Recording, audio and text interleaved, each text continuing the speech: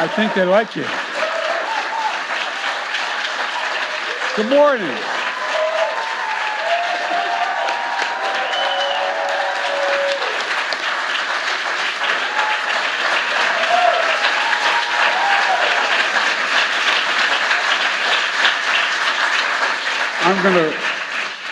I'm gonna close my eyes and pretend you're clapping for me. Please have a seat. Have one. I think they like you. That's what I think.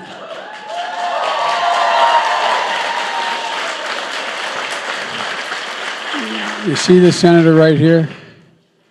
If in fact you were not picked to be the next Secretary of Labor, I would be run out of town. First of all, let me say, I don't know, I see a lot of members of Congress here who are strong. And by the way, they've got a full day today. They're supposed to be in Baltimore for a caucus up there. And I don't want to start reading out names in case some aren't here, but you've had overwhelming support in the caucus, in both the House and the Senate, I might add. And I'm joined by Vice President Harris, who chairs the White House Task Force on Work Organization and Empowerment, to ensure that every worker has a voice and the ability to exercise their sacred right to organize. That's a big deal, the right to organize. You know?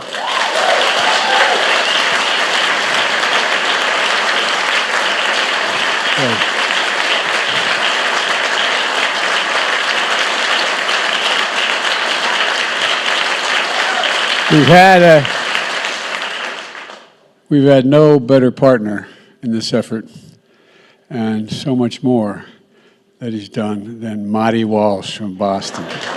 Marty, stand up.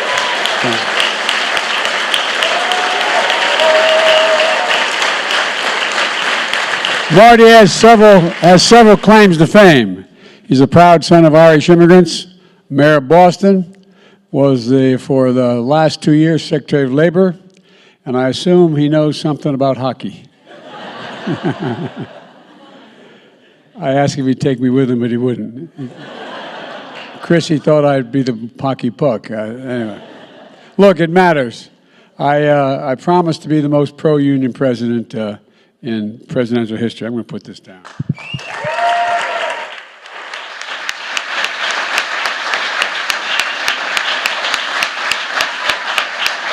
And folks, thank you.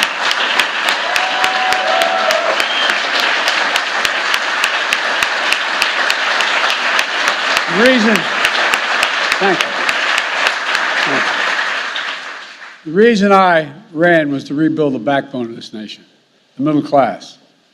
Grow the economy from the bottom up and the middle out, not from the top down. Because look, when in fact you build it that way, everybody does well. The rich still do very well. They don't get hurt. It's like it's not a punishment, you know? But when it trickles down, not a whole lot dropped on our kitchen table when I was growing up. Not much trickle there. And we're changing that. You know, there was a law passed in the early 30s saying that, not that unions could organize, but we should have more unions. We should have more unions, encourage them.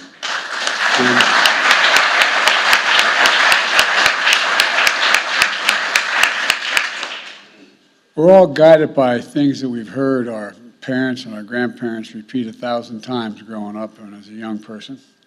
And my dad, I know some of you are tired of hearing me say, my dad used to say, and he meant it, a job is about a lot more than a paycheck. It's about your dignity. It's about respect.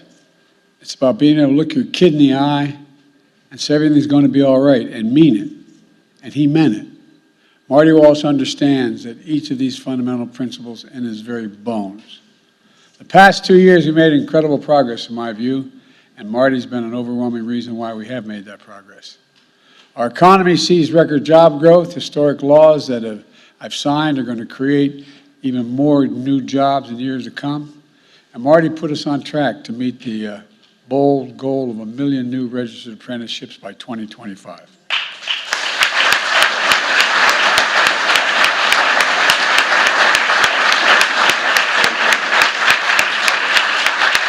And that means training and pathways for everyone, from teachers to truckers to cybersecurity specialists to construction workers.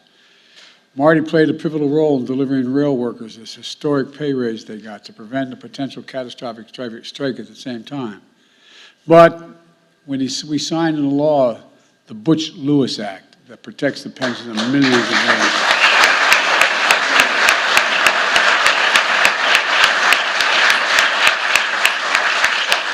Sounds easy now, but it was a long time in coming. Thanks, Marty, for all your hard work. Marty's done an incredible job fighting wage theft, combating the way that workers and labor is exploited, and protecting workers and their rights and their safety. You know, for example, he helped recover more than $520 million in back wages for liquidated damage from more than 335 workers. 335,000 workers, I should say. And he made sure employees understand the National Labor Relations Act, again, didn't say we should allow unions, it said we should encourage unions. And we're going to continue to do that. Thanks to Marty's leadership, support for unions in America now is higher than it's been any time in the last 60 years, Marty.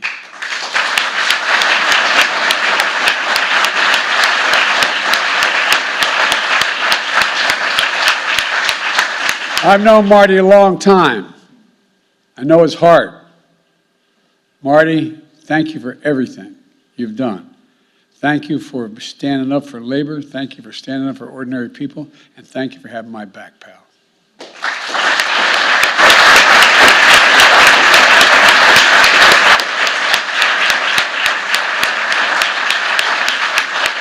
Most of all, thank you, your partner, Lori, who's watching from home. He's here. He's here. Front row. And I know your mom, Mary, is watching from home as well. Mary, you're raising an incredible son. You're raising an incredible son. If I ever want anybody in the foxhole with me, I want Marty Walsh there. Marty, you've been incredible. I really mean it. We're grateful for your service. We're grateful for your service to American workers and to our nation. And Marty is the first to say the Department of Labor has accomplished an awful lot. But it wouldn't have done all this we've done without Julie Sue. She's been a strong partner and a real leader. She used to be a Secretary of Labor before in a state about as big as the rest of America. Julie knows in her bones as well the people who get up every morning and go to work and bust their necks just to make an honest living deserve something, someone to fight on their side, to give them an even shot, just a shot, so they don't get stiffed. Well, that's happened to too many workers for much too long. Fighting to make sure they have a fair shot is no one's left behind.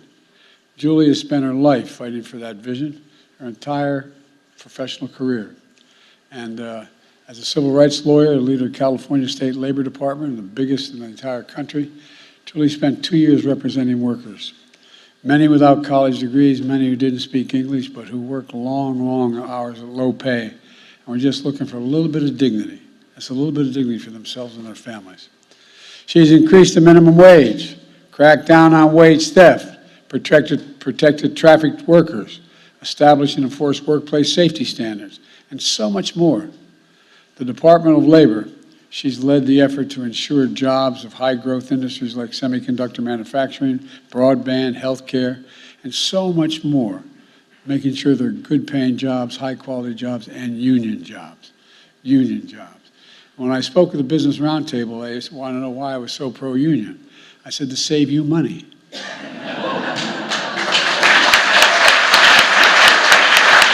kidding.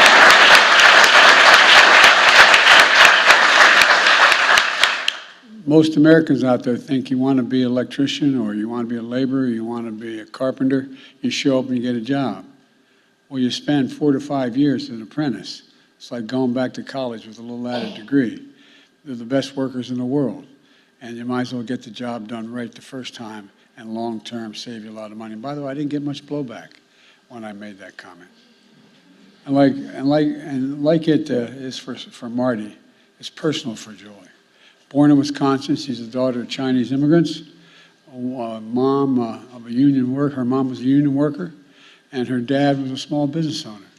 She went to law school, served the people of California. Julie is the American dream. She is what the American dream is about.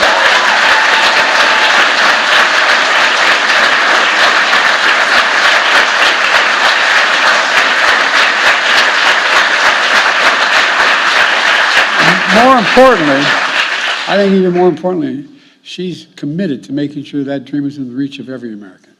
Every American. That's what she's all about. She's going to make sure it happens as the fourth Asian American woman in my cabinet.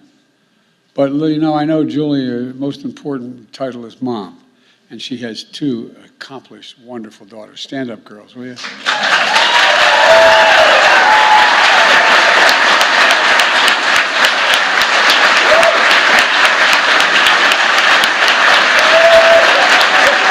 The reason we're a few minutes late, I was asking them what they were doing. They're both in college still. And we had a little debate in there, whether Amherst is better than Yale or Yale was better than Amherst. But anyway, I won't get into that. It's my honor, and I mean it sincerely, my honor to nominate Julie Su to be our next Secretary of Labor.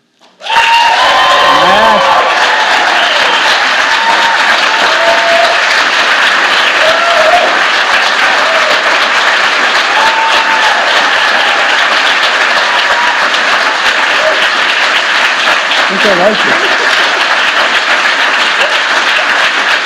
And I ask the United States Senate to move this nomination quickly so we can continue the progress to build this economy that works for everyone. Julie, thank you for your willingness to serve. Thank you for all you've done, and thank you for what you're about to do. God love you, as my mother would say. All you.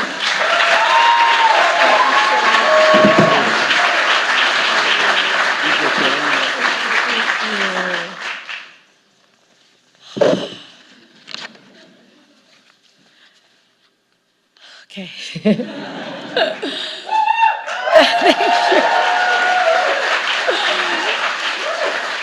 Thank you, Mr. President, for your words and for your trust.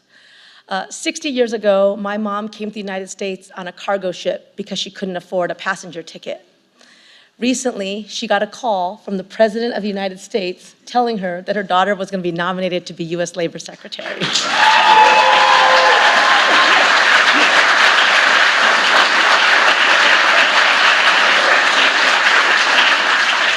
So I believe in the transformative power of America, and I know the transformative power of a good job. I know because it was the kind of job that my mom got that had predictable hours, paid sick leave, health benefits, a secure income, and a pension when she retired. A union job that gave my parents a path to the middle class and gave our family the kind of breathing room that the president talks about.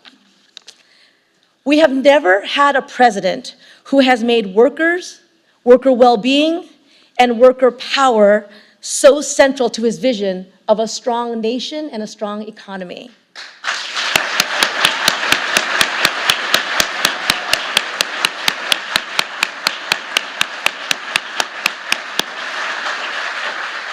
Mr. President, when you said you wanted to be the most pro-worker, pro-union president in history and restore decency and build the middle class, I said, sign me up for that. I want to help do that. And it's been my honor to be the Deputy Secretary. Those shared values are what I will work to make real every day. To Secretary Marty Walsh, with whom I have worked side by side, you embraced a true, real partnership between us from day one. You have changed the world for millions of workers, and you will be sorely missed, not just by those of us who got to work with you every day, but by those workers who have benefited from your leadership. And I'm grateful for all that I've learned from you, and I am proud to be chosen to, in the words of the president, finish the job.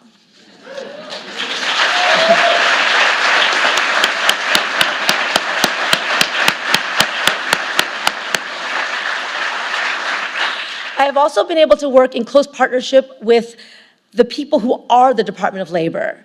To my team who's here and across the country, especially the career staff who have devoted your lives to the mission of the DOL, you are the heart and soul of the department, and I'm thrilled to continue our good work together. And I stand here today deeply grateful for community. And as I look out, I see that today is a celebration of that community. When the president talks about those who've been forgotten or invisible, I know what he means because I have spent my career fighting for them to be seen.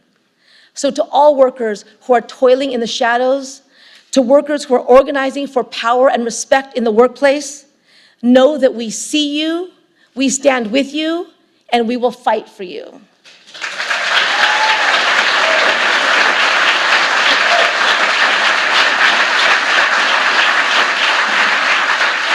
And to my daughters, my bébés, who are here, thank you for the love, for missing class to be here today, for the sacrifices that you have made so Mama can do this work. I would not be who I am without you.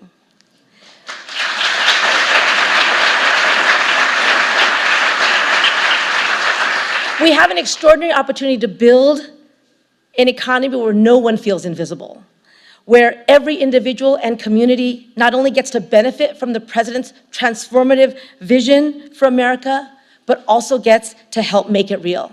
So let's build together. Thank you so much.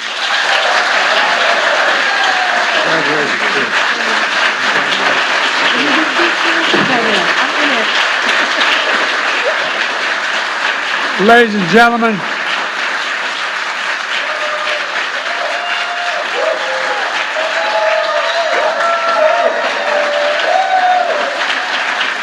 girls, come up here.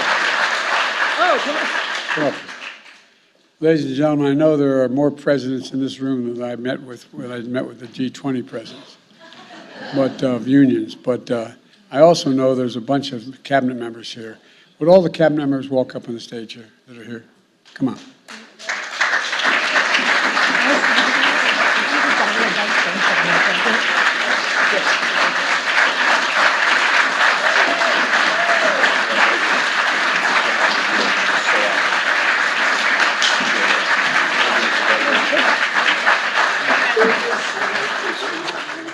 The reason I did, I want to know if anybody's working today. Secondly, we got a bunch of members of Congress who are here today, too. I don't want to ask them to have to come up, but if you want to, you can.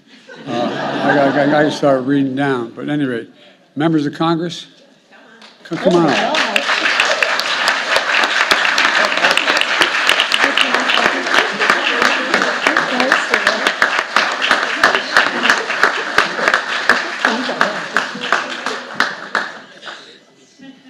And I want you to know, maybe your strongest, most intimidating supporter is right there, the distinguished senator. God love you. It worked.